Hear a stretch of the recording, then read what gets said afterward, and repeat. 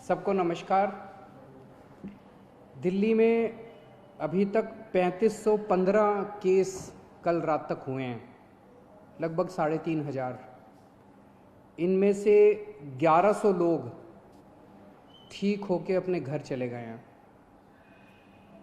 59 लोगों की मौत हो गई और 2362 अभी एक्टिव हैं।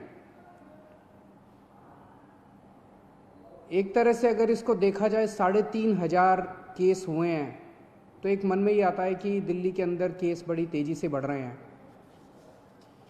लेकिन दिल्ली में हमने निर्णय लिया कि हम टेस्ट खूब कराएंगे ताकि पता चल जाए कि कौन संक्रमित है, कौन इन्फेक्टेड है, और जो इन्फेक्टेड है उसका फिर इलाज कराया जा सके, उसको फिर अलग किया जा सके ताकि वो और लोगों को ना फैलाए।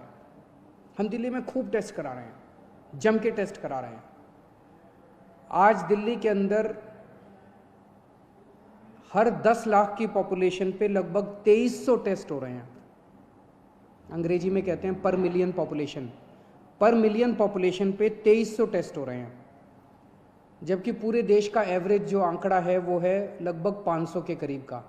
तो पूरे देश में 500 के करीब टेस्ट हो रहे हैं, जिसके अगेंस्ट में 2300 टेस्ट दिल्ली के अंदर हो रहे हैं।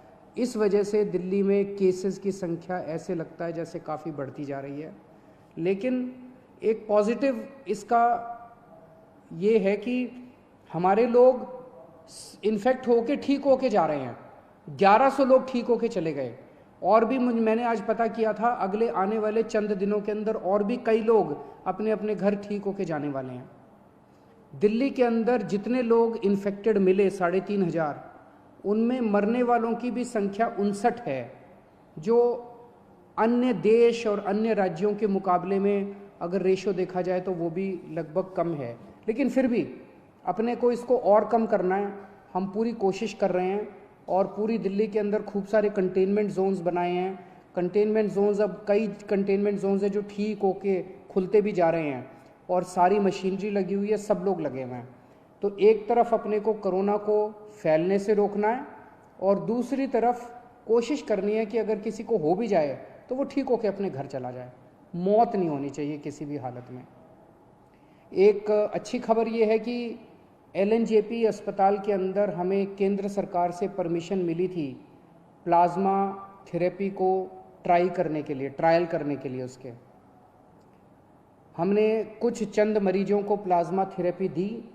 उनमें पहला मरीज कल ठीक होके अपने घर चला गया है प्लाज्मा थेरेपी की वजह से, जो कि सीरियस था, काफ़ी सीरियस था, ICU में था, लेकिन कल वो ठीक होके अपने घर चले गए हैं। तो हमें इनिशियल नतीजे प्लाज्मा थेरेपी के अच्छे मिल रहे हैं।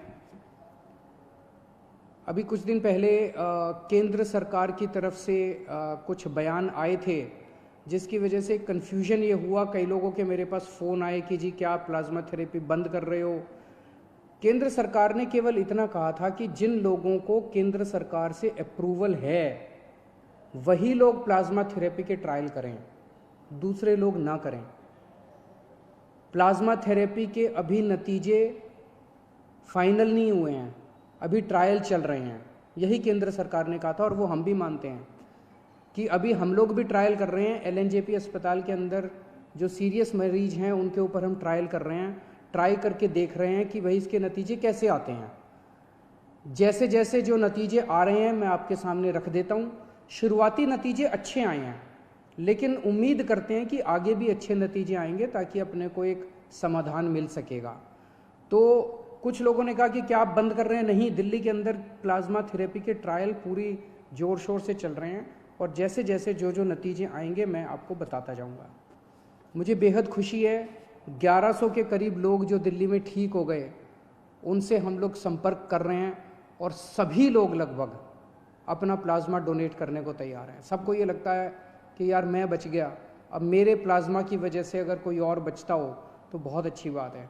तो मैं सब लोगों का, जो लोग प्लाज्मा के लिए डोनेट कर रहे, अपना प्लाज्मा डोनेट कर रहे हैं, जो रिकवर हो गए, उन सब का तहे दिल से शुक्रिया अदा करना चाहता हूं कि वो दूसरों की ज़िंदगी बचाने के लिए अपना प्लाज्मा डोनेट कर रहे हैं। इस वक्त सबसे बड़ी मार गरीबों को लगी है। रोज़ कमाने खाने वालों को बहुत बुरी मार लगी है, उनके घर में तो खाने पीने के लाले पड़ गए हैं। तो अपनी तरफ से हम पूरी कोशिश कर रहे हैं। हमने इस महीने हम राशन दुगना दे रहे हैं मुफ्त में। हर महीने नॉर्मली 5-5 किलो राशन दिया जाता था। पिछले हफ्ते हमने 1.5 गुना दिया था, 7.5 किलो राशन प्रति व्यक्ति दिया था। इस महीने हम लोग 10 किलो राशन प्रति व्यक्ति दे रहे हैं, ताकि आपका घर चलता रहे, आपका खाना चलता रहे, आपके घर में खाने की दिक्कत ना हो। और राशन के साथ साथ कई लोगों का ये आया था जी केवल राशन से काम नहीं चलता, तो हम एक किट दे रहे हैं जिसमें आपकी रोज़मर्रा की ज़रूरतें की 6-7 चीज़ें हैं। साबुन है, तेल है, इस तरह की नमक है, इस तरह की 6-7 चीज़ें आपको बना के किट में दे रहे हैं ताकि आपकी रोज़मर्रा की ज़िंदगी चलती रहे। कोटा के अंदर हमारे दिल्ली के कुछ बच्चे जो IIT की तैयारी करने के लिए गए थे वो फंसे हुए थे। उनके कई मैसेजेस आते थे मेरे पास पिछले कुछ दिनों से कि जी हमें वापस बुलाओ। मेरे हाथ बंधे हुए थे क्योंकि केंद्र सरकार की मंजूरी के बिना हम कोई एक्शन नहीं लेना चाहते थे। परसों केंद्र सरकार ने मंजूरी दे दी है। आज दिल्ली से लगभग 40 बसें कोटा जा रही हैं और मुझे उम्मीद है कि शायद कल ये बसें उन बच्चों को लेकर वापस आ जाएंगी। और मुझे खुशी है कि वो बच्चे अब अपने माँ बाप से मिल पाएंगे। मैं उनको यही कहना चाहता हूँ कि आने के बाद 14 दिन तक अपने घर में सेल्फ क्वारंटाइन करना है ताकि दूसरों को ना फैले, आपके घर के लोगों को भी ना फैले और दूसरे लोगों को भी ना फैले। मेरे पास कई लोगों के फ़ोन आ रहे हैं, कई लोगों के मैसेजेस आ रहे हैं कि जी यूपी के, बिहार के, झारखंड के जो लोग अपने अपने घर जाना चाहते हैं उनका क्या। तो सभी सरकारों के साथ बातचीत चल रही है। जैसे आज मैंने आपको कोटा के बारे में बताया, अन्य सरकारों के साथ भी बातचीत के जो नतीजे निकलेंगे हम आपको ज़रूर बताएंगे। जो भी फाइनल प्लानिंग होगी हम आपको ज़रूर बताएंगे। तब तक अपने अपने घर में रहिएगा, घर से बाहर मत निकलिएगा, लॉकडाउन का पालन करिएगा ताकि हम कोरोना को हरा सकें। और जल्दबाजी, बेचैनी मत करिए। इस वक्त संयम रखना बहुत ज़रूरी है।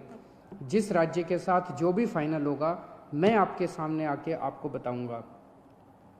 और जितने आम आदमी पार्टी के वॉलंटियर्स हैं उनसे मैं कहना चाहता हूँ, आम आदमी पार्टी कोई पार्टी नहीं है। आम आदमी पार्टी एक क्रांति है। आप सब लोग क्रांतिकारी हैं। आप तन मन धन देश के नाम समर्पित करके आम आदमी पार्टी में आए थे।